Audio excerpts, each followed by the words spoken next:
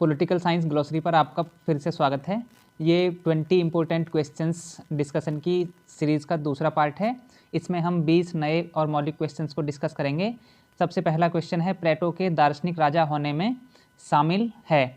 तो इसमें ऑप्शंस हैं, राजा का दार्शनिक होना, दार्शनिक का राजा होना, उपरोक्त दोनों या उपरोक्त में से कोई नहीं। आप ये जानते हैं कि प्लेटो ने अपनी किताब रिपब्लिक में दार्शनिक राजाओं के और राजकुमारों के शासन की बात की है और इसमें उसने दार्शनिक राजाओं को उतनी शक्तियां दी या उन पर उतने कम बंधन लगाए कि हम प्लेटो को फांसीवाद का जनक कहते हैं और पहला फांसीवादी विचारक भी कहते हैं। प्लेटो ये कहता है कि जब तक दार्शनिक राजा नहीं होंगे या फिर जो राजा हैं वो दार्शनिक नहीं हो जाएंगे, तब तक राज्यों को, जो नगर राज्य का कॉन्सेप्ट था उस समय, नगर राज्यों को हम दोषों से मुक्त नहीं कर सकते। तो इसमें सही आंसर होगा ऑप्शन सी, यानी उपरोक्त दोनों ए और बी सही ऑप्शन होंगे।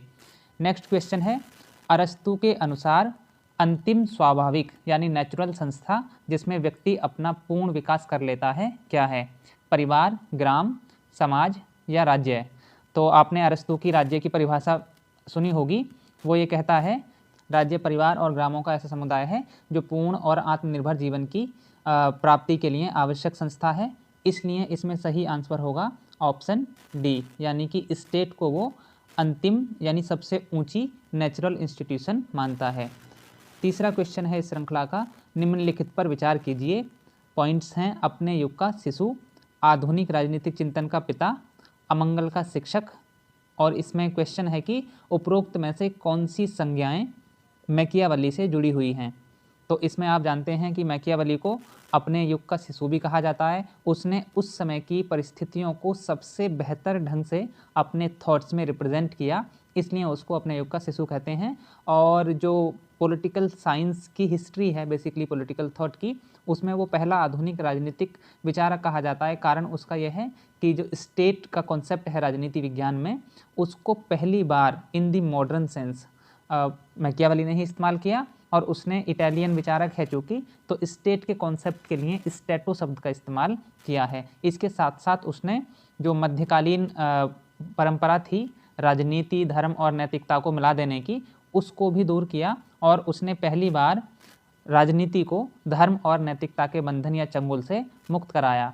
अपनी किताब प्रिंस और डिस्कोर्सेज ऑन लिवी में उसने राजा को या राजकुमारों को ऐसी सलाह दी कि उनको नैतिकता, धर्म, मर्यादा, इस सब का निजी जीवन में आचरण कर सकते हैं, करना चाहिए, लेकिन जब हम राज्य के हित की बात करते हैं, राज्य के विस्तार की बात करते हैं, तो उसमें उन्हें इस सब की कोई परवाह नहीं करनी चाहिए। और उसने कहा कि एंड जस्टिफाइज दी मीन्स, यानी साध्य ही साधनों का औचित्य होता है। राजा को अपने राज्य की रक्षा के लिए और उसके विस्तार के लिए जिस भी प्रकार के साधनों को अपनाने की जरूरत पड़े उसे अपनाना चाहिए। इसीलिए कई विश्लेषकों ने बाद में उसे अमंगल का शिक्षक भी कहा। तो ये तीनों संज्ञाएं यानी कि 1, 2, 3 मैकियावेली से जुड़ी हुई हैं, इसलिए इसमें सही आंसर ऑप्शन बी होगा। नेक्स्ट क्वेश्चन की तरफ जाते हैं। क्वेश्चन है, तृतीय विश्व के अधिकांश देशों की साझी विशेषता नहीं है, यानी कौन सी ऐसी विशेषता है जो तृतीय विश्व के देशों की नहीं है? ये देश अतीत में उपनिवेशवाद यानी कॉलोनियलिज्म का शिकार रहे हैं। ये बिल्कुल ठीक बात है, चाहे वो उपनिवेशवाद ब्रिटेन का रहा हो, स्पेन का रहा हो, पुर्तगाल का रहा हो, फ्रांस का रहा हो, या फिर और दूसरे जो यूरोपियन कंट्रीज़ थे उनका रहा हो। इनमें से ज़्यादातर देश किसी न किसी रूप में उपनिवेशवाद के शिकार रहे हैं। इनमें से अधिकांश गुटनिरपेक्ष आंदोलन के सदस्य हैं। पिछले वीडियो में हमने इस पर डिस्कशन किया था कि आज गुटनिरपेक्ष आंदोलन जो 1961 में शुरू हुआ था उसके 120 मेंबर कंट्रीज़ हैं। ये यूएनओ के बाद विश्व का सबसे बड़ा संगठन है, देशों की संख्या के हिसाब से भी और जनसंख्या को रिप्रेजेंट करने के हिसाब से भी। तो ये भी बात ठीक है। इन्होंने अपना सैनिक गठबंधन बनाए हुए हैं। यहाँ थोड़ा सा रुकेंगे। आप ये जानते हैं कि शीत युद्ध के दौरान विश्व जब 2 ध्रुवों में बटा, जिसमें एक तरफ पूंजीवादी गुट था जिसका नेतृत्व अमेरिका कर रहा था, इसको पहला विश्व कहा गया। दूसरी तरफ सोवियत संघ था दूसरी तरफ साम्यवादी गुट था जिसका नेतृत्व सोवियत संघ कर रहा था, इसको दूसरा विश्व कहा गया। तो इन दोनों ही ने अपने अपने सैनिक गठबंधन बनाए। आप जानते हैं कि पूंजीवादी गुट के सैनिक गठबंधन थे नाटो, स्याटो और सेंटो।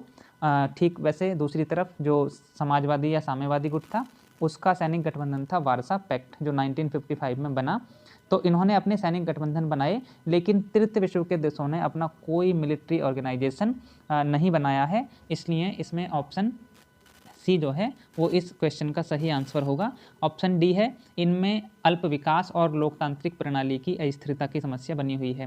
ये बिल्कुल ठीक बात है। अल्प विकास को लेकर के एक थियरी है इंटरनेशनल रिलेशंस में, इंटरनेशनल सिस्टम में, जिसको हम डिपेंडेंसी थियरी कहते हैं। इस पर आगे एक क्वेश्चन आएगा, जिसका मूल विचार ये है कि जो तृतीय विश्व के या गरीब अल्प विकसित विकासशील देशों का जो विकास है वो कहीं ना कहीं विकसित देशों के या जो पूंजीवादी देश हैं, बड़े देश हैं, जो समृद्ध देश हैं, उनके ऊपर निर्भर हो गया है।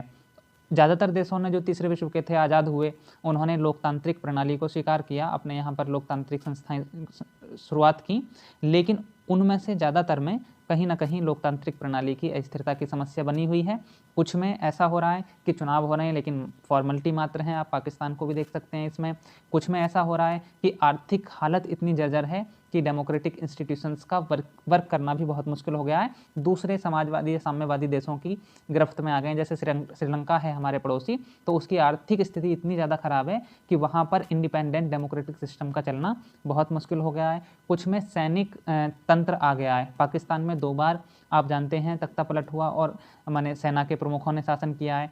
तो तृतीय विश्व के अधिकांश देशों ने इस प्रकार की स्थितियों को देखा है, जहां पर डेमोक्रेटिक जो इंस्टीट्यूशंस हैं उनका सक्सेसफुल क्रियान्वयन नहीं हो पाया है। नेक्स्ट क्वेश्चन की तरफ जाएंगे। निम्नलिखित में से किस विचारक की चिंता केवल दुनिया की व्याख्या तक सीमित न होकर दुनिया को बदलने की भी थी? हीगेल, मार्क्स, प्लेटो और ग्रामसी। हीगेल को आदर्शवाद का सबसे बड़ा विचारक मानते हैं हम लोग। वहीं कार्ल मार्क्स के बारे में आप जानते हैं कि वह खुद ही अपने आप को वैज्ञानिक समाजवादी कहता है, और अपने से पहले जो समाजवादी विचारक थे उनको वो कल्पना लोकीय यानी यूटोपियन सोशलिस्ट कहता है, समाजवादी कहता है। मार्क्स ही ये कहता है कि आज तक जितने विचारक हुए उन्होंने दुनिया की व्याख्या की कि दुनिया चलती कैसे है, समाज चलता कैसे है, लेकिन आज ज़रूरत इस बात की है कि दुनिया को बदला भी जाए, क्योंकि मार्क्स ये मानता है कि जो वर्तमान व्यवस्था है वो कहीं ना कहीं शोषण आधारित है, जिसमें हैव्स यानी कि जिनके पास संसाधन हैं वो हैव नॉट्स का शोषण करते हैं। इस पर विस्तार से कभी आगे बात करेंगे, पिछले वीडियो में हमने की भी है। नेक्स्ट क्वेश्चन है, नवीन राष्ट्र राज्यों का बड़े पैमाने पर उदय हुआ। सही विकल्प की पहचान कीजिए। औद्योगिक क्रांति एवं यूरोप में राष्ट्रवाद के उदय के समय, द्वितीय विश्व युद्ध के पश्चात हुए विऔपनिवेशीकरण यानी डी कोलोनियलाइजेशन के समय, शीत युद्ध के समापन और सोवियत संघ के विघटन के समय। तो इसमें कौन सा क्वेश्चन का आंसर सही है, इसको हम लोग डिस्कस करते हैं। औद्योगिक क्रांति के बाद जब यूरोप में राष्ट्रवाद का जन्म हुआ, हालांकि वो जो राष्ट्रवाद था वो कहीं भाषा आधारित था, कहीं नस्ल आधारित था या कहीं क्षेत्र आधारित था। खैर जो भी रहा हो, उसके साथ साथ यूरोप में बहुत सारे नए राष्ट्र राज्यों का उदय हुआ। इवन राष्ट्र राज्य यानी नेशन स्टेट का जो कॉन्सेप्ट है वो भी लगभग वहीं से ओरिजिनेट माना जाता है। सेकेंड वर्ल्ड वॉर जब हुआ तो बहुत सारे देश दुनिया के, अभी हम डिस्कस भी कर रहे थे पीछे, जिसको हम आज की भाषा में तृतीय विश्व या थर्ड वर्ल्ड कहते हैं, वो आज़ाद हुए और उन्होंने अपना स्वतंत्र अस्तित्व कायम किया। तो इसके बाद भी बहुत सारे देश आए, बिल्कुल ठीक बात है। शीत युद्ध के समापन और सोवियत संघ के विघटन के समय, आप ये जानते हैं कि 1991 में जब सोवियत संघ का विघटन हुआ औपचारिक रूप से, तो वो 15 देशों में बट गया और उसमें से 12 कंट्रीज़ ने CIS Commonwealth of independent states नाम का एक संगठन बनाया। तो इसके बाद भी जब 15 तो वही हो गए, तो कई सारे राष्ट्र राज्य अस्तित्व में आए। इसलिए इसमें सही आंसर होगा ऑप्शन बी, 1, 2, 3। ऑप्शन बी को टिक करते हैं। नेक्स्ट क्वेश्चन की तरफ जा रहे हैं हम लोग। निम्नलिखित में से सही सुमेलित नहीं है। महासभा विचारात्मक अंग है, सुरक्षा परिषद कार्यकारी अंग है, अंतर्राष्ट्रीय न्यायालय न्यायिक अंग है और सचिवालय राजनीतिक अंग है। आप ये जानते हैं कि संयुक्त राष्ट्र संघ के अंग हैं ये। संयुक्त राष्ट्र संघ की जो महासभा है उसको हम संसद के रूप में देख सकते हैं, सुरक्षा परिषद को कार्यपालिका के रूप में देख सकते हैं, अंतर्राष्ट्रीय न्यायालय एक न्यायिक अंग है, बिल्कुल ठीक बात है। लेकिन जो सचिवालय है, सेक्रेटरीट है, जिसके प्रमुख जो है महासचिव होते हैं यूएनओ के, तो वो राजनीतिक अंग ना होकर के एडमिनिस्ट्रेटिव ऑर्गन है उसका, यानी कि प्रशासनिक अंग है। तो इसमें सही आंसर होगा ऑप्शन डी, यानी कि चौथा विकल्प। 20वीं सदी में समकालीन राजनीति वैज्ञानिकों, अनुभववादियों एवं व्यवहारवादी विद्वानों के विपरीत राजनीति के परंपरावादी मूल्यपरक यानी नॉर्मेटिव अप्रोच का समर्थन करने वाले विद्वान हैं। इसको थोड़ा सा ठहर के समझने की ज़रूरत है। व्यवहारवाद के समय, व्यवहारवाद के साथ और उसके बाद जो सेकेंड वर्ल्ड वॉर के आसपास का समय है, राजनीति विज्ञान में बिल्कुल एक नई क्रांति शुरू हुई जिसको हम व्यवहारवादी क्रांति कहते हैं। और उसने इस बात पर बल दिया कि राजनीति का अध्ययन भी हमें विशुद्ध वैज्ञानिक ढंग से, जिस तरीके से प्राकृतिक विज्ञानों की पद्धति है नेचुरल साइंसेज की, उस तरीके से करना चाहिए। और उसमें केवल उन्हीं बातों को हमें जगह देनी चाहिए जो सत्यापनीय हों, जिसमें रेगुलरिटीज़ हों। जैसे आपने पढ़ा होगा व्यवहारवाद की जो 8 मूलभूत आधारशिलाएँ हैं, रेगुलरिटीज़, वेरिफिकेशन, टेक्निक्स, टेक्निक्स के बाद है क्वांटिफिकेशन, वैल्यूज़, सिस्टमेटाइजेशन, प्योर साइंस और इंटीग्रेशन। ये 8 जो फंडामेंटल्स थे, बेसिक्स थे व्यवहारवाद के, इन्होंने इस बात पर बल दिया कि अब हमें जो मूल्यपरक दृष्टिकोण है, क्या अच्छा है, क्या बुरा है, क्या सद है, क्या असद है, क्या उचित है, क्या अनुचित है, क्या ठीक है, क्या गलत है, क्या होना चाहिए, इस प्रकार के सवालों से ऊपर उठकर राजनीति और समकालीन जो व्यवस्थाएं हैं उनके वस्तुनिष्ठ अध्ययन की तरफ ध्यान देना चाहिए। हमें बाकायदा क्या है की तरफ ध्यान देना चाहिए, बजाय क्या होना चाहिए से। लेकिन इसकी एक पूरी परंपरा बही, इसने एक मतलब पूरा चेंज लाया राजनीति विज्ञान के कंटेंट में भी, हमें पढ़ना क्या चाहिए, और उसके मेथड में भी, यानी पढ़ाया और पढ़ा या शोध कैसे किया जाना चाहिए, दोनों तरीके से अंतर आया। तो इसी को हम अप्रोच का चेंज हो जाना कहते हैं। अप्रोच में बेसिकली 2 बातें आती हैं, एक है कंटेंट और दूसरा है मेथड। कंटेंट माने पढ़ना क्या है, और दूसरा या शोध करना किस विषय पे है, और दूसरा है कैसे किया जाना है। तो कंटेंट में हमने नए कॉन्सेप्ट आए, हमने स्टेट की जगह पॉलिटिकल सिस्टम शब्द का यूज़ करना शुरू किया, हमने सिटीजनशिप ट्रेनिंग की जगह मैंने सोशलाइजेशन शब्द का यूज़ करना शुरू किया, हमने political culture, political socialisation, political modernisation, political development, political decay और पॉलिटिकल मोबिलाइजेशन जैसे कॉन्सेप्ट्स का इस्तेमाल करना शुरू किया। हमने तृतीय विश्व की तरफ ध्यान देना शुरू किया, उसके पॉलिटिकल सिस्टम्स का एनालिसिस करना शुरू किया। हमने ऐसे खांचे, ऐसे बेसिकली खाके या तो कहेंगे कि थियरीज़ या मॉडल्स बनाने शुरू किए, जिससे हम विश्व की व्यवस्थाओं का एक साथ विश्लेषण कर सकें, कोई टाइप्स दे सकें, जो कोई मॉडल दे सकें जिसके आधार पे हम सभी देशों का एक साथ विश्लेषण कर सकें। तो इस अप्रोच के साथ साथ कुछ ऐसे विद्वान थे जो ये कह रहे थे कि नहीं, जो नॉर्मेटिव पॉलिटिकल थियरी है, जिसको हम पूरा कह सकते हैं कि प्लेटो से लेकर के और मार्क्स उसके बाद तक का जो विचार प्रणाली है पूरी, वो भी प्रासंगिक है, वो भी प्रभावी है, और कई विद्वान तो उसके ज़्यादा पक्ष में थे बजाय व्यवहारवादी क्रांति के। तो ऐसे विचारकों को हमने परंपरावादी विचारक कहा। यहाँ पे एक बहुत बेसिक डिफरेंस है ट्रेडिशनल विचारक में और ट्रेडिशनलिस्ट विचारक में। ट्रेडिशनलिज्म और जो ट्रेडिशनलिस्ट विचारक हैं, परंपरावादी विचारक हैं, वो विचारक हैं जो 20वीं शताब्दी में, आज के समय में व्यवहारवादी क्रांति के साथ साथ उसके बाद मूल्यपरक दृष्टिकोण का समर्थन कर रहे हैं। वो हॉब्स, लॉक, रूसो, मैकियावेली की किताबों में उनको उपयोगी बता रहे हैं, उनका समर्थन कर रहे हैं, उनको अच्छा बता रहे हैं।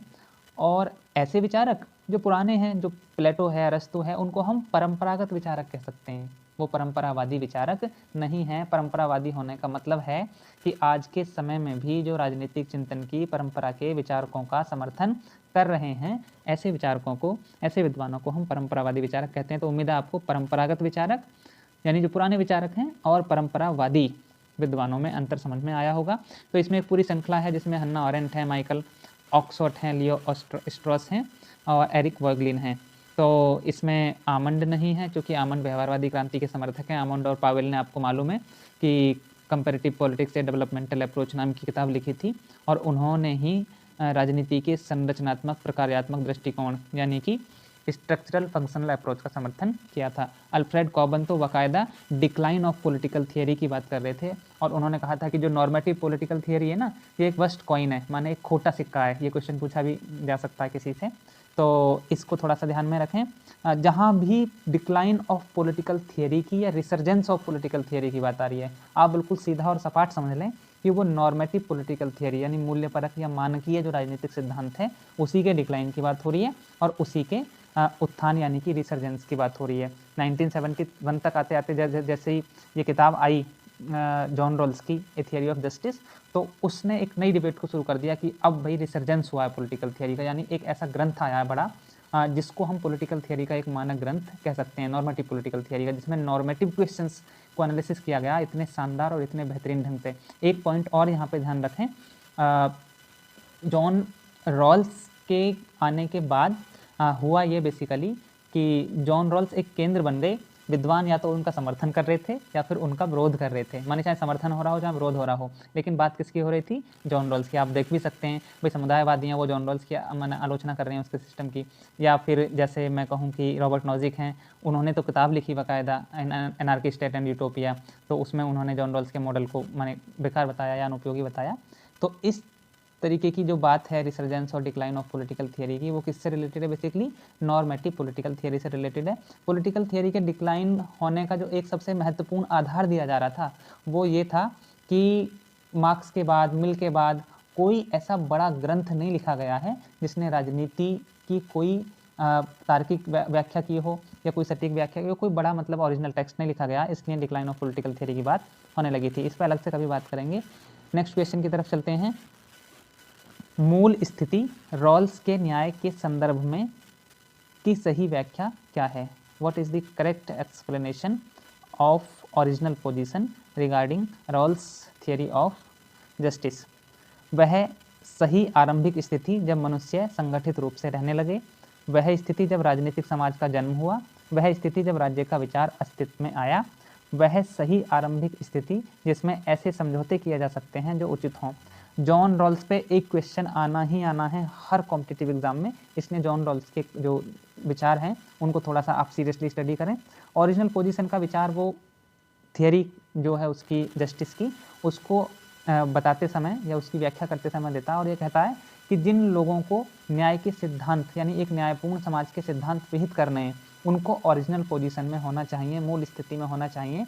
ऐसी स्थिति जहाँ पर उनको ये ज्ञात ना हो कि वो राजा हैं या रंक हैं, वो गरीब हैं या अमीर हैं, माने जिस समाज की वो संरचना करने जा रहे हैं उसमें उनकी स्थिति क्या होगी, इससे वो भिन्न ना हो, वो बिल्कुल ओरिजिनल पोजीशन में जाके जहाँ पे हमको एक न्यायपूर्ण समाज के सिद्धांत गढ़ने हैं उसमें जाके अपने आप को सोचें। नेक्स्ट तो ऑप्शन डी सही होना है। नेक्स्ट क्वेश्चन है, भारतीय राजनीति के संबंध में निम्नलिखित को सुमेलित कीजिए तथा सही विकल्प का चयन कीजिए। ट्रिस्ट विद डेस्टिनी, नियति के साथ समझौता, ये एक भाषण है, इसके सामने गांधी लिखा हुआ है। गरीबी हटाओ पंडित नेहरू, हिंदू कोड बिल और पाश्चात्य सभ्यता की आलोचना। ट्रिस्ट विद डेस्टिनी नाम का जो भाषण है 1947 में जब भारत आज़ाद हुआ है, तो ये पंडित नेहरू का पहला भाषण है जिसमें उन्होंने अपने भाषण की शुरुआत करते समय कहा था कि long time ago we made a tryst with destiny and now the time comes when we shall redeem our place. तो ये बहुत फेमस भाषण है उनका जो ट्रिस्ट विद डेस्टिनी के नाम से जाना जाता है, यानी पहले पॉइंट को हम बी से सुमेलित करेंगे।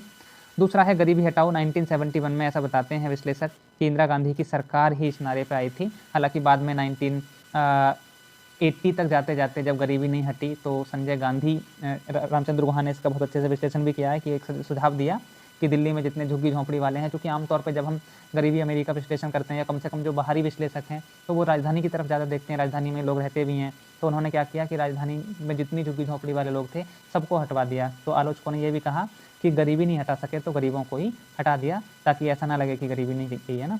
तो ये 1971 का नारा है इंदिरा गांधी के चुनावों का। हिंदू कोड बिल, आप ये जानते हैं कि डॉक्टर अम्बेडकर इसके बहुत बड़े पक्षधर थे और इसके पारित ना होने के चलते उन्होंने अपने कानून मंत्री के पद से इस्तीफा भी दे दिया था। 1909 में लिखी गई अपनी किताब में गांधी, जिसका टाइटल हिंद स्वराज है, पाश्चात्य सभ्यता की आलोचना करते हैं। तो इसमें सही आंसर सी होगा, आप मिला के देख लेंगे जो भी बैठे। नेक्स्ट क्वेश्चन की तरफ जाते हैं। निम्नलिखित में से कौन सा सिद्धांत यह मानने से इनकार करता है कि सत्ता का प्रयोग कभी भी जन सामान्य ने किया है या वह करती है? लोकतंत्र, विमर्शीय लोकतंत्र, विशिष्टवाद या अभिजनवाद, उपरोक्त सभी।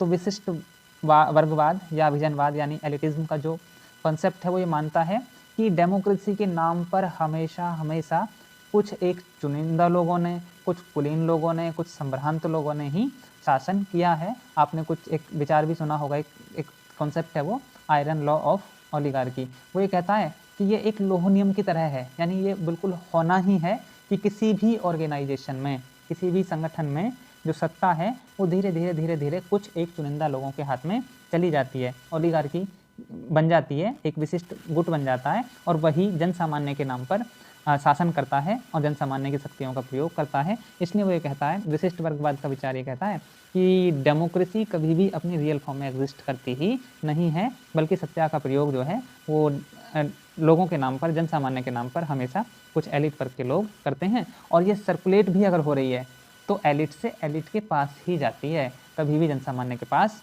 नहीं जाती। नेक्स्ट क्वेश्चन है, वैश्वीकरण एवं उदारीकरण से उपजे परिणामों को सामान्यतः किसके हितों के लिए विभेदकारी माना जाता है? यानी ग्लोबलाइजेशन और लिबरलाइजेशन और प्राइवेटाइजेशन को भी इसके साथ जोड़ सकते हैं। उससे जो परिणाम उपजे, उसके जो रिजल्ट्स आए, आउटकम्स आए, वो सामान्यतः किसके हितों के लिए नेगेटिव माने जाते हैं या कहेंगे कि विभेदकारी माने जाते हैं? प्रथम विश्व, जो अमेरिका के नेतृत्व वाला पूंजीवादी समाज है। द्वितीय विश्व, जो सोवियत संघ के नेतृत्व वाला समाजवादी या साम्यवादी समाज है। और तृतीय विश्व या उपरोक्त सभी। आप जानते हैं कि तृतीय विश्व में ज़्यादातर गरीब देश हैं, तो वो जो लिबरलाइजेशन या प्राइवेटाइजेशन या ग्लोबलाइजेशन से उपजे परिणाम हैं वो कभी भी उनके हित में नहीं रहे हैं। इसीलिए इन देशों ने नई विश्व आर्थिक व्यवस्था की भी बात की है और उसको ये लगातार अपने मंचों से उठाते रहते हैं। ये क्वेश्चन एक्स्ट्रा आ गया, ये था नहीं इसमें शामिल, फिर भी इसको डिस्कस कर लेते हैं। निम्नलिखित युग्मों में कौन सा सुमेलित नहीं है? सत्य की संप्रभुता, महात्मा गांधी, बिल्कुल ठीक बात है। नव मानववाद यानी कि न्यू ह्यूमनिज्म, आप ये जानते हैं कि ये विचार है M.N. रॉय का, यानी मानवेंद्र नाथ रॉय का, अरविंद घोष का नहीं है। सर्वहारा की तानाशाही लेनिन की, और नव प्रजातंत्र यानी न्यू डेमोक्रेसी माओ त्से तुंग की। नेक्स्ट क्वेश्चन की तरफ जाते हैं। निम्नलिखित में सुमेलित नहीं है, which of the following is not correctly matched? गुलामगिरी, गिरी शब्द बेसिकली है ना, तो महात्मा ज्योतिबा फूले, बिल्कुल ठीक बात है। The annihilation of caste, doctor Ambedkar, 1936 की किताब है। इसके बारे में कहते हैं कि डॉक्टर अम्बेडकर को कहीं पे एक भाषण देना था, तो वो किन्हीं कारणों से जा नहीं सके। उन्होंने अपना भाषण किसी को लिख के दिया कि वो पढ़ें उसको, और वही जो भाषण जब टाइप किताब के रूप में छपा तो द एनिहिलेशन ऑफ कास्ट यानी कि जातियों का या जाति का उन्मूलन के नाम से किताब बनी। गीता रहस्य जो है वो गांधी की किताब ना हो करके बाल गंगाधर तिलक की किताब है, तो इसमें सही आंसर होगा ऑप्शन सी। सत्यार्थ प्रकाश महर्षि दयानंद सरस्वती की किताब है, बहुत प्रचार प्रसार करते हैं इसका लोग। हम लोग पुस्तक मेला गए थे तो 20-20 रुपये में ये किताबें, ये 10 में शायद ये किताब मिल रही थी ना। निम्नलिखित में सुमेलित नहीं है। अमेरिकन डेमोक्रेसी एलेक्सी डी टॉकविल की किताब है। दी अफ्लुएंट सोसाइटी J.K. गैलब्रेथ की किताब है। डिप्लोमेसी एक बहुत मोटी सी किताब है किसिंजर की। बिहेवियरल परसुएशन इन पॉलिटिक्स, ये व्यवहारवाद के समय लिखी गई किताब है, और ये सीमोर मार्टिन लिपसेट की ना होकर के हिंज युलाउ नाम के एक विद्वान थे, उन्होंने लिखी। सीमोर मार्टिन लिपसेट की किताब है political man, the social basis of politics, शायद उसका सब टाइटल है, 1960 के आसपास की किताब है। नेक्स्ट क्वेश्चन है, द थर्ड वेव नामक पुस्तक का उपशीर्षक यानी सब टाइटल क्या है? आप पिछले कुछ समय में नेट में भी ये ट्रेंड देख रहे हैं, और ये TGT PGT या जो असिस्टेंट प्रोफेसर के एग्ज़ाम है उसमें भी एग्जिस्ट करेगा, इन फ्यूचर आएगा। और वो ये है कि सब टाइटल्स पूछे जाएँ किताबों के ना, तो नेट में तो कई सारे क्वेश्चन पूछे गए हैं इसको रिले करके। जैसे ये किताब है पॉलिटिक्स अमंग नेशंस, तो इसका भी पूछा गया। एक बार इन्हीं की किताब थी कोई सैमुअल P. हंटिंगटन की, उसका भी पूछा गया है। तो दी थर्ड वेव का सब टाइटल है डेमोक्रेटाइजेशन इन दी लेट 20th सेंचुरी, 1993 की किताब है ये। तो इसको आप लोग देखें, और बाकी जो किताबें इंपॉर्टेंट हैं, कम से कम अंतर्राष्ट्रीय राजनीति और जो समकालीन डेवलपमेंट है पॉलिटिकल थियरी में, उससे रिलेटेड जितनी किताब हैं उनके सब टाइटल्स आप जरूर देखते चलें। जैसे पॉलिटिकल मैन का भी है, और जो the process of government, human nature in politics वगैरह, उनके सब टाइटल्स जरूर देखें अगर कुछ हैं तो। निम्नलिखित को सुमेलित कीजिए और सही कथन का, सही जो विकल्प है उसका चयन कीजिए। कठोरतम संविधान, मोस्ट रिजिड कॉन्स्टिट्यूशन है, आप जानते हैं सबसे पहला लिखित संविधान है दुनिया का ये, अमेरिका का संविधान, ठीक है। नम्यतम यानी मोस्ट फ्लेक्सिबल कॉन्स्टिट्यूशन, ब्रिटेन का संविधान है। उसके बाद है विशालतम संविधान, लार्जेस्ट कॉन्स्टिट्यूशन, आप जानते हैं भारत का संविधान है। और एक है नॉमिनल कॉन्स्टिट्यूशन, ये बहुत महत्वपूर्ण विचार है। नॉमिनल कॉन्स्टिट्यूशन का मतलब है कि जहाँ पे कॉन्स्टिट्यूशन एग्जिस्ट तो करता है, अस्तित्व में तो है, लेकिन उसका पालन बहुत नाम मात्र के तरीके से, नाम मात्र ढंग से होता है। तो इसमें जो है ये मैंने मिला दिए हैं, आप सही आंसर चुन लेंगे। सही आंसर इसका डी बनेगा, विकल्प डी। नेक्स्ट क्वेश्चन है, the political economy of growth, capitalism and under development in Latin America, how Europe under developed Africa जैसी पुस्तकों का मुख्य तार्किक आधार क्या है? तो ये एक तो डेवलपमेंट एंड अंडर डेवलपमेंट का जो कॉन्सेप्ट है, और दूसरा जो सेंटर और पेरिफेरी का कॉन्सेप्ट है, तीसरा कह सकते हैं हम लोग इसको डिपेंडेंसी थियरी जो है, वो इन किताबों के आसपास बुनी गई है। और इनका मुख्य तर्क ये है कि जो अल्प विकसित देशों की वर्तमान दशा है वो पूंजीवादी देशों से प्रभावित है, यानी कि उनकी वजह से भी है एक तरीके से ना, तो ऑप्शन ए इसमें सही होगा। नेक्स्ट क्वेश्चन की तरफ हम लोग बढ़ रहे हैं, वह है निम्नलिखित को कालक्रमानुसार व्यवस्थित कीजिए। कालक्रम का भी जरूर क्वेश्चन पूछा ही जा रहा है, और ये अब पीजीटी वगैरह और जो असिस्टेंट प्रोफेसर DTPLSB के एग्जाम है उनमें भी जरूर पूछा जाना है। ब्रह्म समाज, आर्य समाज, रामकृष्ण मिशन और भारतीय राष्ट्रीय कांग्रेस, चारों बहुत महत्वपूर्ण संस्थाएं हैं। ब्रह्म समाज बना था 1828 में राजा राम मोहन राय ने, आर्य समाज 1875 में स्वामी दयानंद सरस्वती ने, रामकृष्ण मिशन 1897 में यानी 1897 में स्वामी विवेकानंद ने, और भारतीय राष्ट्रीय कांग्रेस 1885 में AO ह्यूम ने बनाई। तो इसमें सही आंसर आप लोग चुनेंगे। नेक्स्ट क्वेश्चन की तरफ हम लोग आ रहे हैं। कितने सही क्वेश्चंस आपके हो रहे हैं ये भी जरूर कमेंट बॉक्स में बताएंगे आप। द कंसिक्वेंसेस ऑफ मॉडर्निटी, ये किताब बहुत महत्वपूर्ण है और पूछी जानी है किसी न किसी एग्जाम में जरूर। एंथनी गिडेंस की किताब है आधुनिकता के परिणाम। भारतीय संविधान को परिभाषित किया जा सकता है, इंडियन कॉन्स्टिट्यूशन में बी डिफाइंड एज, देश की सर्वोच्च विधि के रूप में। ये संविधान की सबसे सरल और संक्षिप्त परिभाषा है कि संविधान किसी देश की सर्वोच्च विधि या फंडामेंटल लॉ होता है, मूल विधि होता है बेसिकली। बिल्कुल ठीक बात है, ऑप्शन ए भी ठीक है। बी सामाजिक न्याय एवं परिवर्तन के उपकरण या दस्तावेज के रूप में, ग्रेन ग्लोस्टेन ने तो इसका इसी रूप में एनालिसिस भी किया है। शासन का प्रारूप यानी उसकी संरचना कैसी होगी तथा उसकी दिशा को निर्धारित करने वाले दस्तावेज के रूप में। नीति निर्देशक तत्वों में बताया गया बाकायदा कि शासन को किस दिशा में जाना है, कैसी नीतियां बनानी है। उपरोक्त सभी रूपों में, जब तीनों विकल्प ठीक हैं तो ऑप्शन डी सही होता है। आपको ये क्वेश्चंस कैसे लगे? ये क्वेश्चंस बेसिकली जो प्रैक्टिस सेट बन रहा है पॉलिटिकल साइंस क्लॉसी टीम के द्वारा, उसी में से रैंडमली उठाए गए कुछ क्वेश्चंस हैं, जिसमें ये ख्याल रखा गया है कि कम से कम जो रिसेंट एग्जाम्स हैं उनकी रिक्वायरमेंट को ध्यान में रखा जाए। तो आपको ये क्वेश्चंस कैसे लग रहे हैं कमेंट बॉक्स में बताएं, और अगर आप और डिटेल्ड एनालिसिस चाहते हैं तो वो भी बताएं, अपने दोस्तों के साथ भी शेयर करें। मिलते हैं जल्दी ही अगली वीडियो में, तब तक के लिए जय हिंद, नमस्कार।